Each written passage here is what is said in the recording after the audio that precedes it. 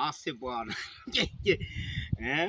Leo tumekuja kusema rabora, kuzungumzia wale ambao wanataka kusema rabora, yote ni wale wa kusema wa Mwenyezi Mungu. Nani huyu aliyoko kusema nani huyu juu? Bwana, mimi nimekuja kuzungumza hususan kwa mtu, unakuta ke mtu kinaomba na wale wa kusema labda wale wa makamu ambao walipita kaumri kabesha songa kusema nane huyu mwenye mbele wamesha kuwa kusema nane huyu vikekuru na vize wazee wetu wao.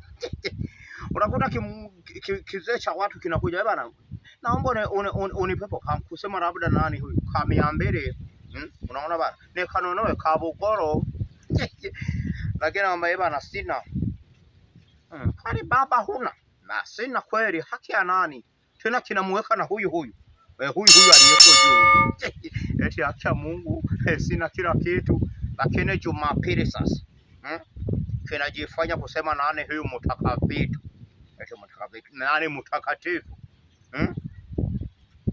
hivi we unawezaje kupeleka laki moja unapeleka laki moja mwenye kanisani, wakati masekene ya Mungu yule nani kusema nani huyu hana kusema nani huyu mkono hana kusema ana yule movie yule movie na maanisha movie yale kimtu kimesha zeheka, masekene ya Mungu kinaishi kwa kudura za kusema nani huyu Mwenyezi Mungu amekuja bana nipe kanane nikanunue kabudaga.